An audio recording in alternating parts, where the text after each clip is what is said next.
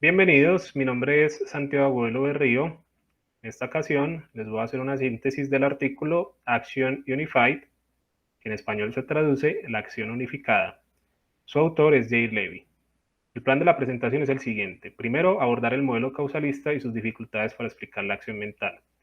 Segundo, abordar el problema de una metafísica híbrida de la acción intencional y la analogía con la epistemología. Y tercero, presentar la propuesta de la acción unificada de Jair Levy. Primero, el modelo causalista y sus dificultades para explicar la acción mental. El modelo causalista es composicionalista y sostiene que hay dos elementos que dan cuenta de una acción intencional. En el caso de la acción física, se trata de la acción mental que causa un movimiento corporal. En el caso de la acción mental, se trata de un estado mental que causa un evento mental. Los estados mentales acá tienen que ver más que todo con las intenciones o el par deseo-creencia. En tercer lugar, los causalistas sostienen que entre estos dos elementos, respectivamente para cada una de las acciones, debe haber una conexión causal adecuada entre ellos. Veamos dos ejemplos de la mano de Jay Levy. En el primer ejemplo hay un hombre que trata de escapar de una cocina que se está incendiando y observa que hay una ventana.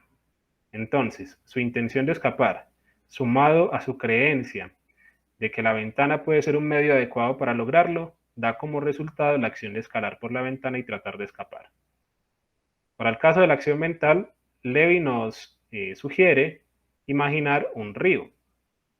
En este caso, adaptado a nuestro contexto, podríamos imaginar el río Medellín durante un día lluvioso. Entonces, nuestra intención de imaginar este paisaje daría como resultado el evento mental de imaginar, en este caso, imaginar el río Medellín en un día lluvioso. Las imágenes de este paisaje aparecen en nuestro flujo de la conciencia. Ahora bien, Levy sostiene que hay dos casos de la agencia, particularmente algunos escenarios de estos casos, en los cuales el causalismo no puede dar cuenta efectivamente de cómo sucede una acción intencional.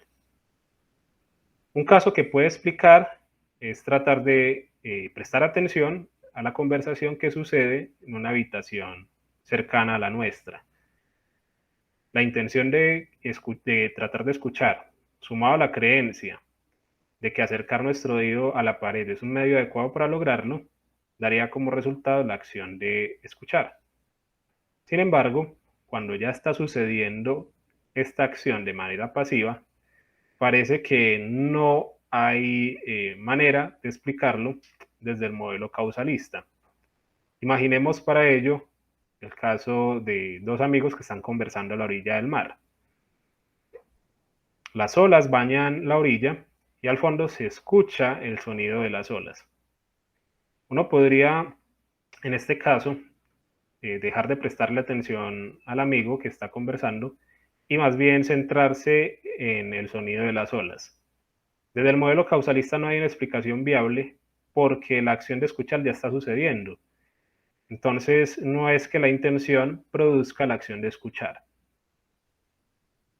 Y si lo que se quiere entonces es decir que se está tratando de escuchar mejor, entonces no se está apelando a una explicación de la acción, sino que se está reescribiendo. Se está reescribiendo lo que se supone que se está tratando de explicar. Es por esto entonces que el caso de atender cuenta con algunos escenarios en donde no es clara la conexión causal entre las intenciones y el evento. Ahora bien, el segundo caso es el de tomar una decisión. El problema que encuentra Jair Levy es que decidir sobre una acción, en este caso una acción A, supone desde antes haber decidido por A en lugar de acciones distintas como B, C o E. Una respuesta posible que podría darse desde los partidarios del marco causalista es la que se encuentra en Alfred Milly. Y él dice, no es la intención de decidir una acción A, sino llegar a una decisión, sea cual sea. Levy responde ante esta posible objeción que particularmente Alfred Milly lo que hace es llevarnos del problema de la determinación de una decisión, por qué A y no B, C o E, al problema de la subdeterminación. Tomar una decisión cualquiera. ¿Cómo se lograría eso? ¿Cuál sería su causa y por qué esa causa lograría dar ese efecto? No hay una forma de determinarlo, entonces el problema queda subdeterminado. Además, Levy propone que hay una dificultad adicional, y es que los partidarios del modelo causalista usualmente responden ante estos problemas de decisión apelando al desafío de Davidson. Davidson sostiene que si se toma una decisión entre un conjunto de decisiones posibles, debe haber una causa para haber tomado esa decisión en particular. En este caso, sigamos con nuestro ejemplo, haber tomado la decisión A y no la decisión B, C o E. Debe haber una causa que la justifique, de lo contrario no se podría explicar la toma de decisiones. Levy responde ante esta posible segunda objeción de que los escenarios relevantes de decisión son aquellos en que ninguna opción parece ser la mejor. Y nos trae a colación el ejemplo del experimento mental del asno de Buridan. Jane Buridan era un filósofo medieval que sostenía que las decisiones eran el resultado de un análisis racional. Y sus contradictores le respondieron con este experimento, y es el de un burro que tiene que escoger entre dos montañas de heno que son idénticas. Como no hay un criterio racional para tomar una elección entre dos cosas que tienen las mismas condiciones, entonces en el ejemplo, el burro, como no puede tomar una decisión, termina muriendo de hambre. Ahora bien, el caso de la decisión, entonces, habría que analizarse desde otro punto de vista que no sea directamente desde el marco causalista, porque parece que el problema está subdeterminado. No hay una manera entonces de decir que una causa haya sido suficiente para tomar una decisión. Ahora bien, vamos a abordar el problema de una metafísica híbrida, de la acción intencional y la analogía con la epistemología. El primer problema que encuentra Jair Levy es la desviación causal. La desviación causal consiste en la inconsistencia entre la historia causal previa y el resultado obtenido. Y en segundo lugar, este problema remite a el reto que supone tratar de distinguir entre las acciones intencionales y los meros sucesos. Para explicar esto mejor, Levy trae a colación un ejemplo clásico de Davidson, que se trata de un escenario en el que dos amigos están escalando, uno dirige la escalada, está al frente, está en una distancia mayor, una altura superior a su amigo, el otro está por debajo, y entre los dos se ayudan. Usualmente el que dirige la escalada es el que soporta más peso y el que necesita mantener mayor control y dirección en estos movimientos y acciones que supone escalar una montaña. Entonces, ¿qué es lo que pasa? En el ejemplo, la persona que está dirigiendo la escalada, que está en el primer lugar, tiene repentinamente el deseo de soltar parte del peso que tiene, tratar de aligerar la carga para poder escalar mejor. Y de manera espontánea se le ocurre el pensamiento de que soltar a su amigo sería un medio para lograr este deseo, esta intención. Sin embargo, dado pues el componente moral que tendría soltar a su amigo, este pensamiento lo desconcierta y producto de este estado, lamentablemente termina soltando a su amigo. Sin embargo, con estos elementos en mente, parece que no tendríamos en este caso una acción intencional, porque no es clara la conexión causal que habría entre la intención de soltar el peso, la creencia de que puede soltar a su amigo y la acción resultante de que lastimosamente lo terminó soltando, y no parece que haya sido por algo que en efecto él haya querido, haya hecho o haya tratado de hacer, sino más bien como una situación incidental. Pero sin embargo están los dos componentes, la intención y la creencia. Intención de soltar el peso, la creencia de que su amigo, al soltarlo, a soltar a su amigo, lograría este propósito. Ahora bien, el segundo problema es el de la metafísica híbrida. y es que James Levy dice que el causalismo es una postura no solo composicionalista, sino también reductivista. Hay un par, en este caso, tanto para la acción física como la acción mental, que es la intención y el movimiento, por un lado, o la intención y la creencia, por el otro. La epistemología tiene un caso similar, y es que hay dos componentes, la creencia y la condición de que esa creencia sea verdadera. Y a partir de la suma de esos dos componentes es que se produce el conocimiento. Asimismo, como en el causalismo, que hay un tercer factor implicado que es la conexión causal adecuada, en la epistemología hay un tercer factor y es la justificación, una justificación adecuada por la cual la creencia resulta ser verdadera y por tanto conocimiento. Y bueno, Levy al respecto cita los casos de Gettier. El caso de Gettier muestra que la relación creencia más verdad no necesariamente da como resultado conocimiento, así como el caso de la desviación causal muestra que hay escenarios en el que la combinación entre una intención y un movimiento o una creencia no da como resultado una acción física o una acción mental respectivamente. Un caso de Gettier en particular podría ser el de una persona que tras ver un montón de algodón en una granja, tiene la creencia, formula la creencia de que está viendo una oveja. Resulta que finalmente en esa granja sí había un montón de ovejas, sin embargo, aunque esta creencia era verdadera, no resulta ser evidente que sea conocimiento, porque la gente ha generado su creencia a partir de haber visto un montón de algodón en la granja y no a partir de que haya visto realmente las ovejas. Entonces tenemos un caso en el que hay una creencia verdadera, hay ovejas en la granja, hay ovejas en el campo, y sin embargo no parece claro que esa creencia sea justificada y no parece claro que esa creencia sea conocimiento. Ahora bien, la tercera parte de esta presentación es la propuesta de la acción unificada de Jair Levy. Lo primero que él propone es que hay que distinguir entre las acciones físicas intencionales de las meras acciones físicas. Y hay varios ejemplos. Los movimientos nerviosos, como mover las piernas cuando estamos sentados o tamborilear los dedos, así como los movimientos distraídos, como cuando nos lavamos los dientes cada mañana o tratamos de buscar algo en una habitación, en un armario, y de repente no caemos en cuenta de qué estamos haciendo. Entramos a una habitación, tratamos de buscar algo y después pensamos y decimos incluso en voz alta, yo qué estaba haciendo, qué pasó, se me olvida lo que estaba tratando de buscar.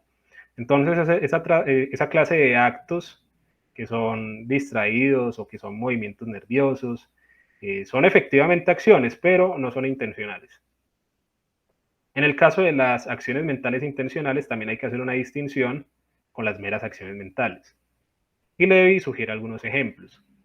Por una parte está la divagación mental espontánea. Recordemos que este evento mental se trata de un curso de pensamientos que va de un tema a otro sin una dirección predeterminada, que usualmente es espontánea, una serie de imágenes, pensamientos e ideas que surgen en el flujo de nuestra conciencia. Usualmente esto no lo controlamos. Empezamos a imaginar, por ejemplo, mientras estamos trabajando, una posible opción para nuestras próximas vacaciones de verano, de pronto un paseo en la playa.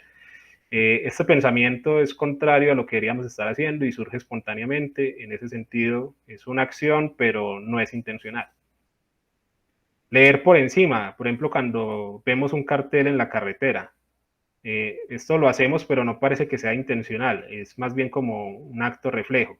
Y lo mismo el diálogo interno, a veces nuestros pensamientos versan sobre algunos temas relevantes para nosotros, tenemos como una suerte de diálogo con nosotros mismos, pero a veces esto sucede espontáneamente y en ese sentido es un mero acto. A partir de este análisis y teniendo en cuenta el problema de la metafísica híbrida, Jair Levy nos sugiere que debemos tomar en cuenta la acción intencional como un explanans en lugar de un explanandum. Recordemos que el explanandum se refiere a la proposición que describe el evento que necesitamos explicar, en este caso la acción intencional. Y el explanans se trata de la proposición que describe ese evento que necesitamos explicar. Levy sostiene que hay que cambiar los órdenes. La acción intencional, no como el explanandum, no como lo que necesitamos explicar, sino como aquello que explica el explanans. En su propuesta, Levy considera que es relevante una propuesta anterior que la describió el filósofo Thomson, y Levy la lee en términos de una teoría ingenua de la acción. Y Thomson entonces sugería que hay acciones que son mucho más básicas que explican otras acciones. Esta teoría es ingenua porque, claro, si usted toma una acción que explica otra, de paso habría que explicar la primera acción.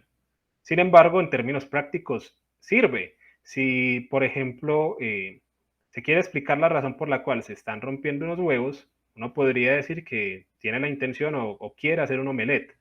Y esta explicación es suficiente, al menos para un caso práctico, de tratar de explicar el porqué de una acción. Sin embargo, para la filosofía también es interesante el caso de la teoría ingenua de la acción, porque usualmente lo que se hace es tratar de dar una explicación sofisticada de las acciones, como trata de hacer el modelo causalista.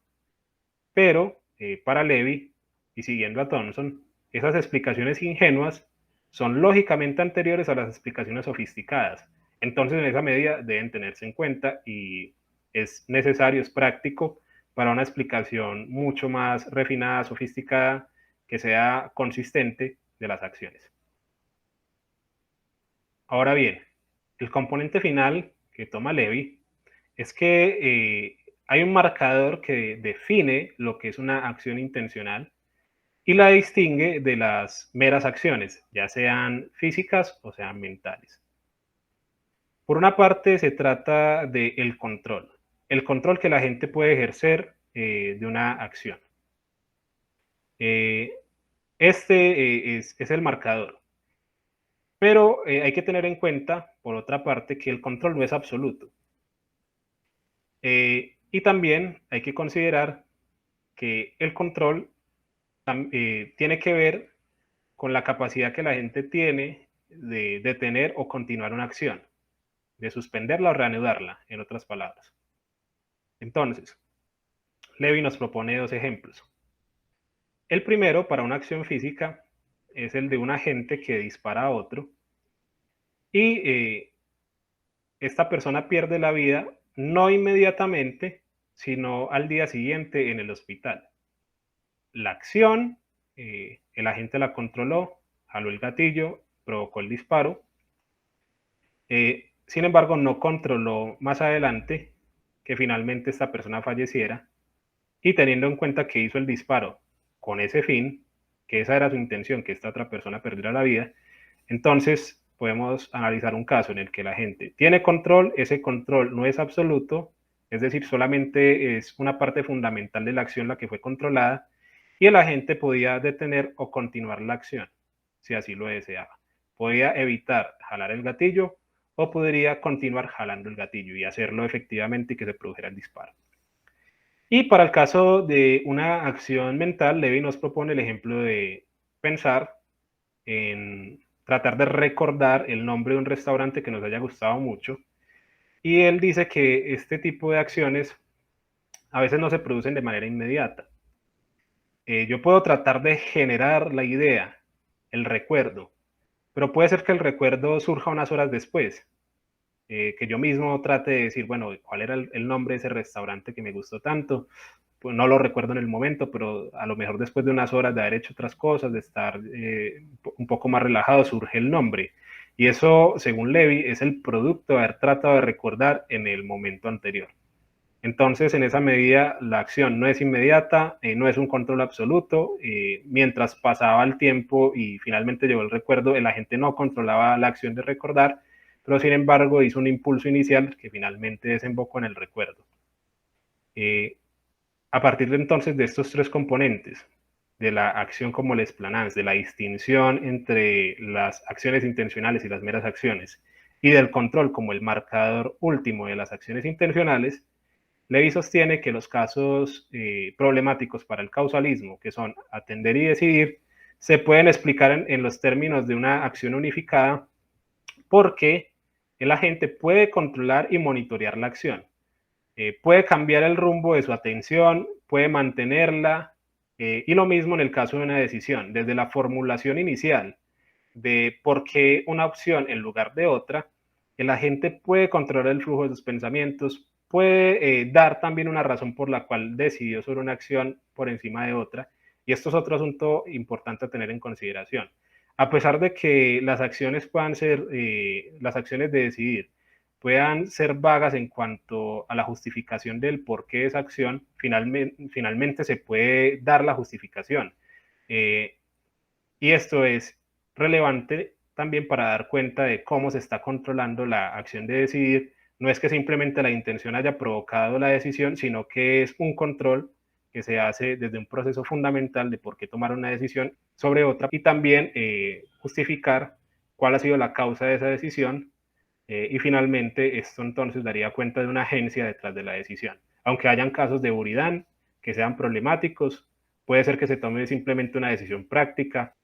Por ejemplo, en el caso de tratar de decidir entre dos productos de un supermercado completamente iguales, puede ser simplemente la decisión práctica de tomar uno y ya porque se necesita salir del supermercado y hacer otras cosas, etc. El punto finalmente es que la gente puede controlar, puede monitorear, puede tener o proseguir con sus acciones, y esto da cuenta de una agencia, de una intencionalidad, y este curso es directo. Muchas gracias. Básicamente en esto consiste la propuesta de Jair Levy.